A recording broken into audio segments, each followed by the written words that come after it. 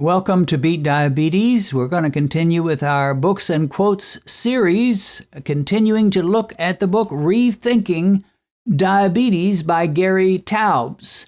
No, Gary Taubes is not a doctor. He is a writer and a researcher. And like every good researcher, he's very thorough. That's why his book is so long and so thick. And he quotes a lot of studies. He goes back into the early history of how diabetes was treated. He compares one approach to another. He's very thorough, if nothing else. And there's a lot more. I really do like Gary Taubes and appreciate his books. And he's written 6 of them so far. So today we're going to get to the section about the early history of diabetes and how it was treated. Diabetes has been known for a long time, but the other side of it is there wasn't much of it. Gary Taubes describes how in the 1700s and 1800s, doctors might go their entire practice of 40 and 50 years and see 2-3 cases of it. And I know this sounds gross, but what they typically did to see if it's real diabetes is they would taste the urine of the patient. And if it tasted sweet, they'd say, okay, that's diabetes. I mean, that's how primitive their approach was. And that's the tool they had was their own sense of taste. There were no medicines for diabetes. There was no insulin. There just was almost nothing, including very little knowledge. He starts out with a doctor by the name of John Rollan. He was a Scottish doctor from Scotland, obviously. And he saw cases of diabetes 3 times in his career. And with the second case, he had some success. So he was so proud of his success that he wrote a pamphlet and it got distributed and people kind of got excited. And other doctors started following his example.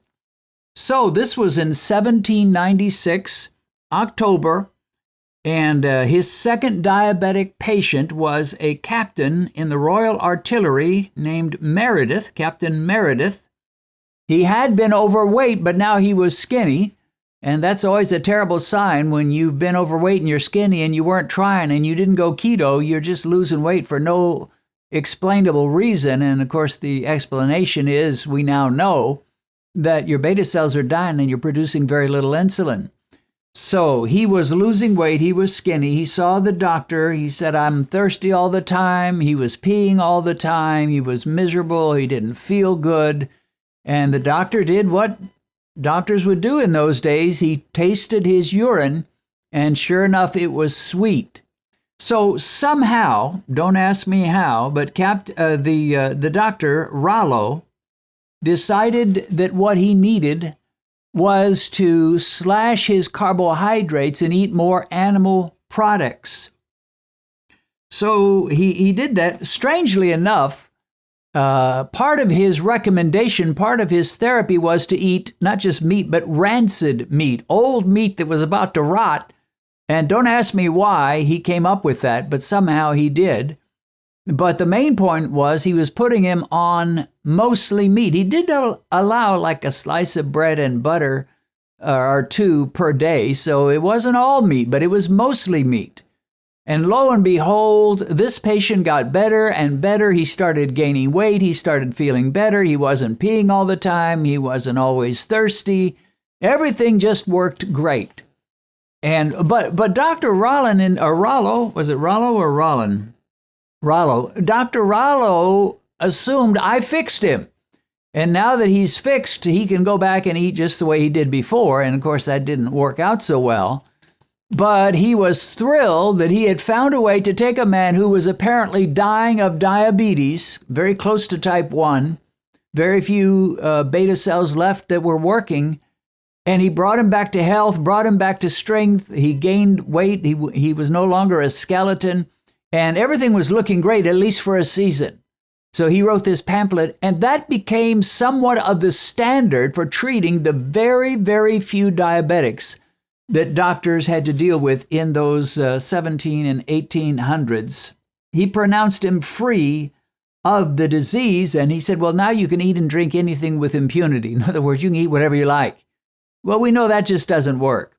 There is a diet that you can employ, and you will get better and better and better, but you're never free to eat anything you like. And I know people get frustrated and they say, well, does this mean I can go back to eating the way I did before? No, for one simple reason. The way you ate before, you were poisoning your body. Overdosing on carbohydrates, eating lots of sugar and white flour is poison to the human body. It'd be like someone who's being poisoned by an enemy. And finally they realize it and they stop eating with their enemy, and they stop eating the poison, and they feel so much better. They say, well, can I go back to eating with my enemy? And can I go back to being poisoned every day? And the answer is no, dummy, you can't. You got to eat a healthy way. So again, Gary Taubes is writing this. He says by the mid-19th century, so mid-1800s, Rollo's animal diet had become accepted practice for treating diabetes. That was kind of the norm in those days. Now, the doctors in those days, like I said, number one, there was very little diabetes, and what little there was, they had no idea. But Rollo seemed to have figured out something that made at least one patient work. I mean, that was his big success ratio. Now, today I could point you to thousands of people that have left comments under my channel alone, and I'm not even a doctor. And they're saying, Dennis, this is amazing. He had one patient that really found some success for a while, and everybody jumped on it because, well, at last somebody has succeeded, because up until then, they just assumed it's going to get worse and you're going to die of it. And they didn't just assume it for no reason. That's exactly what happened, because they had no answers. But now they jumped on this idea of Dr. Rollo, and Taubes writes, they embraced the animal diet with fresh meat and fat and extreme carbohydrate restriction as the only therapy that could keep their patients alive. So they got excited about it, and they said, well, I think he was wrong about the rancid meat. I think we can eliminate rotten meat, which was smart. Just eat more meat and less vegetables. Gary writes, allowing a diabetic patient to eat starches and grains, Chambers believed, this was another doctor, was actively harmful and could not be justified. So this other doctor says, starches and grains are the one thing that they could not eat. It was mostly animal products. Later on, some of the doctors said, well, you know what? They seem to be able to get by with vegetable greens. Green leafy vegetables, seems like that can work for them and there's not a problem. So they ended up kind of concluding in those days they need to eat quite a bit of meat and green leafy vegetables. Does that sound familiar? You better believe it does. That's what we've come to understand today. Taubes writes, by the end of the 19th century, this was the prescription in medical textbooks on both sides of the Atlantic, with lists of allowed foods, all meat, fish, and fowl, and green vegetables, and those that were disallowed, all other vegetable or plant-based foods. The carbohydrate in the food should be reduced to a minimum, wrote William Osler, considered the father of modern medicine in the United States and Canada. He said, under such a regimen, all cases are benefited and some cured. In other words, if you eliminate carbs, not eliminate, but you reduce them significantly. So, tremendous success in those days by telling diabetics eat mostly meat and green leafy vegetables and stay away from starches and grains. Again, sounds kind of familiar, doesn't it? Taubes writes, in 1905, 7 years after Elliot Jocelyn opened his clinic in Boston, he says, the diabetic's chance of life depends upon his ability to eat fat, and consequently great care must be exercised not to prejudice him or even ourselves against its digestibility. He's saying, this was 1905, your chance of survival depends on whether you're willing to eat fat, a lot of fat. Well, we've come up with a lot of things since then. Insulin has been discovered and is widely used. There are all kinds of diabetic meds that can be taken that can prolong your period of diabetes without dying. But ultimately, your chance of health and vitality and long life are going to depend on your willingness to eat fat and stop being so fearful of it. Because if you don't eat carbs, you're going to have to eat more fat. If you don't eat fat, you're going to have to eat more carbs. It's just that simple.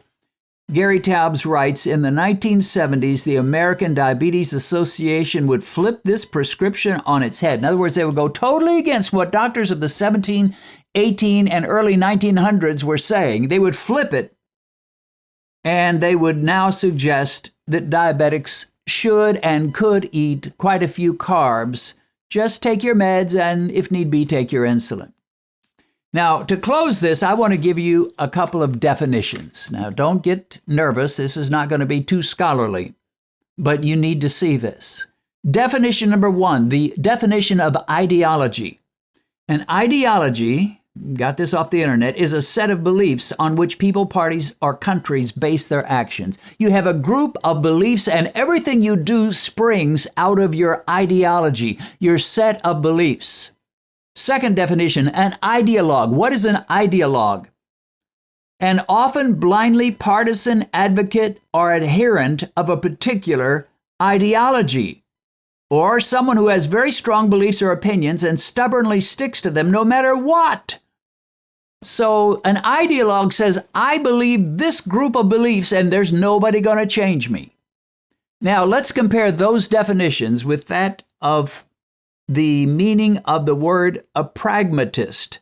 Who is a pragmatist? An advocate of the approach that evaluates theories or beliefs in terms of the success of their practical application.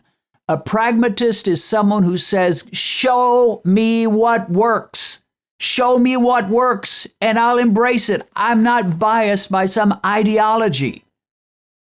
And I'll tell you, in the world of diabetes and beating diabetes and nutrition and health and diet, there are ideologues and there are pragmatists. Can you guess which one I am? I'm a pragmatist. I learned a lot of what I know, probably the majority of it, from a guy named Mike the glucose meter. And he told me what works. Now, before that, before I really got into the low carb, I tried vegetarianism. And I just said, I'll do away with meat, all meat products, or most meat products. I'll be a vegetarian. It didn't work. I discarded it because I was not an ideologue. It was not like, well, I'm so committed, I'll just do it even if it does not work. Some people are so committed to their low-fat approach or their vegan approach, they don't care how many studies, how many people, or even what their glucose meter tells them. They're going to stick with it because that's what they want to believe. My friend, when it comes to saving your own life, be a pragmatist. Be pragmatic. Find out what works, and what we have learned is simply what those guys were discovering way back in the 17 and 1800s. That when you take a diabetic who cannot process carbohydrates well at all, and who's peeing all the time and thirsty all the time and developing neuropathy and their kidneys are failing and their liver is all messed up, and you take them and put them on a low carbohydrate diet, you get rid of the grains, you get rid of the pasta, the breakfast cereal, the starchy foods like potatoes and rice, and you give them more animal products and garden salads and green leafy vegetables, lo and behold, it works. And the pragmatist in you should say, I'm going to stick with what works. If you've recently been diagnosed with diabetes and you've just discovered this channel, let me recommend that you go to our uploads page, which will give you access to every diabetic video we've posted since we began. As you work your way through all our videos, I believe you'll find the help you need. A link to our uploads page is in the description.